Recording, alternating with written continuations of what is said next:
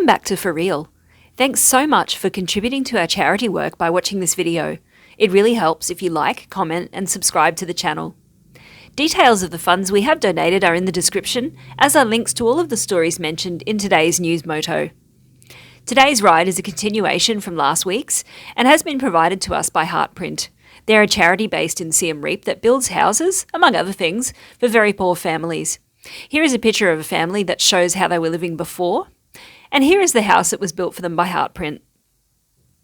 Today is Wednesday the 15th of June, and in today's news we have a COVID-0 update and big plans for Siem Reap. We'll look at concerns arising from this year's dengue case numbers, a large landmine discovery, and a ban on the use of tripods in the vicinity of Angkor Wat. What? Let's start proceedings with a COVID vaccine update.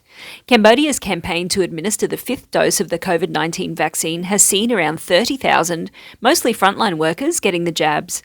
Cambodia's vaccination process, which began on February the 10th, 2021, has seen a total of over 15 million people getting their first dose, while nearly 14.5 million have received their second dose. This has helped Cambodia reach the enviable landmark COVID-0. But what does COVID-0 mean? The declaration does not mean that the virus is no longer present in the kingdom. Cases keep cropping up and go unreported. This means that the zero COVID scenario, just like in other countries, is based on the number of recorded cases, either because the person is under treatment or their test result has been reported for some reason. Free official PCRs are only available at government-run National Institute of Public Health hospitals. Some other hospitals are providing this at a fee for those requiring certificates showing they are virus-free. But here's the kicker. A doctor from this hospital said there were approximately 15 positive cases of COVID-19 found in both travellers and workers since last month. COVID-19 is still here. So if you're visiting the kingdom, please be safe, and if you do feel sick, make sure you take a rat test and stay at home. On to land borders now. Since the reopening of the Poipet land border in May, more than 80,000 national and international tourists have passed through the gates. There were tourists from more than 59 different countries travelling to Thailand and Cambodia through the border crossing. That's good news. Is it a bird? Is it a plane? No, it's Siem Reap. Siem Reap is gearing up to be a super tourist spot. The Apsara National Authority is collaborating with the Tourism Ministry in holding a special training course for Siem Reap Angkor area tour guides this month. The training is going to help 65 guides to improve the quality of their guiding, especially their knowledge of topics and locations. The guides will also learn about new tourism initiatives introduced in the Siem Reap Angkor area. The aim of all of this is to make Siem Reap a premium destination so that tourists will stay longer than 5 days. The strategy is to develop new tourism services, promotions and attract more national and international tourists to visit Siem Reap. No gamma rays or alien probes were used. Very disappointing. In our next story, this creature loves to bite more than a radioactive spider, and that would be mosquitoes. Cambodia has reported 1,354 dengue fever cases in the first 5 months of 2022, and that's up more than 100% compared to the same period last year.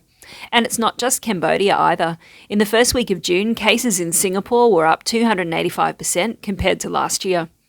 In Cambodia, though, the disease has already killed 3 children during the January to May period this year. The surge in case numbers has been attributed to the early onset of the rainy season. I guess climate change has a lot of different impacts around the world. Dengue fever is a viral disease transmitted through the bite of a mosquito, and the particular mosquito that carries dengue is a day-biting mosquito. It causes an acute illness with symptoms such as headache, high fever, exhaustion, severe muscle and joint pain, swollen glands, vomiting, and a rash.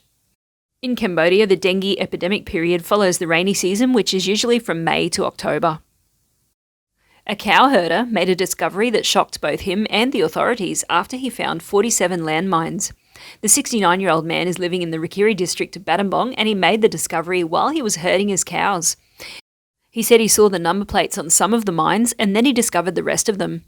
It's amazing none of his cows set off the mines. They would have been counting their lucky stars. Guess who's been at the script again?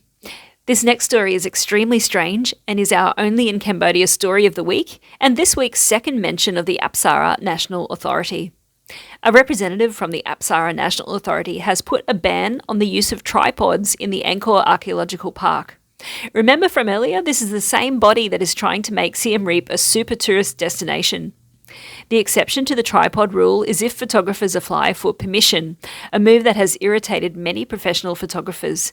The application process is lengthy and tedious, with permission taking between 3 days to 1 week to achieve. Many photographers have taken to social media to complain that they have not been allowed to use tripods in the park. An Apsara Authority spokesperson said that officials will stop photographers from taking pictures in the archaeological park because these photographers will use the images for commercial purposes or maybe just to bore their relatives with a 4-hour slideshow. The tripod rule also ensures that the authority has full control of images taken at the Kingdom's heritage sites to avoid any problems with copyright that the images could create. I guess they're forgetting the millions of photos that are already out there on the internet that people can access freely. One photographer said, "I wish the Apsara Authority would streamline the process. Landscape photographers who want to sell their images to promote the ancient temples and ruins in Siem Reap are not meeting current demand." Now let's move on to prostitution, gambling, drugs and drinking. Look out, Sihanoukville, Phnom Penh is now the party capital. There has been a crackdown in the Wat Phnom area of Phnom Penh, which is a notorious haunt for prostitutes and their clients. As a result, a total of 12 prostitutes, 9 women, 2 men and 1 transgender person were brought to Can Dun Pen School to prepare a document. They will be re-educated and encouraged to seek an alternative mode of business. I guess that's why they were taken to a school. The online gamblers of Phnom Penh have one less place in the capital to indulge their vice after authorities clamped down on a gambling den yesterday. If the district authority inspects again and finds that there is once again gambling activity in the same location, then the authority will implement administrative measures by detaining people and building a case to send to court for legal action. Authorities from the anti-drug department arrested 2 suspects in Phnom Penh involved with a drug trafficking case. They seized 54 kilograms of drugs, which included heroin, meth, ketamine and others. Check out the table of shame. It is very impressive and a very nicely, neatly laid out table, you must agree. I'll just give you a moment to take it in. A Phnom Penh traffic police officer who drove a moto whilst drunk and in uniform has been severely reprimanded. The unnamed officer's image has been widely shared on social media. The Information and Quick Reaction Team of the Phnom Penh Municipal Police confirmed that the post on Facebook regarding a traffic police officer driving a motorbike drunk had seriously affected the honour of the National Police. It was decided to enforce a warning letter and a suspension of the officer.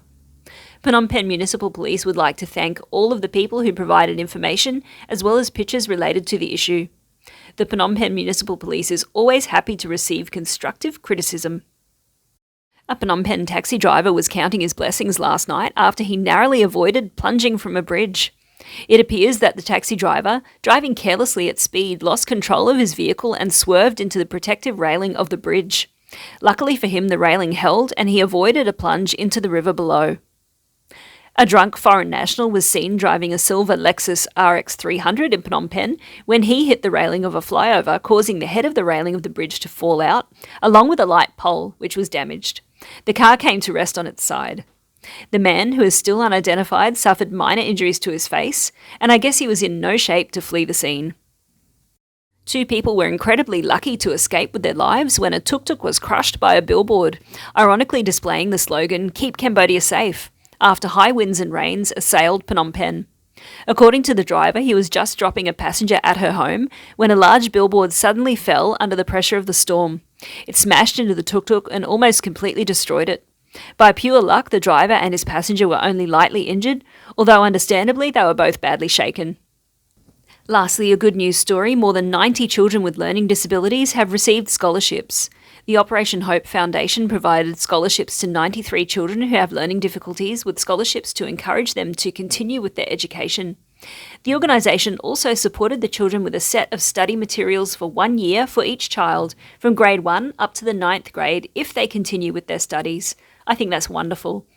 That brings us to the end of this week's news. You're now up to date with all of the most important events in the kingdom.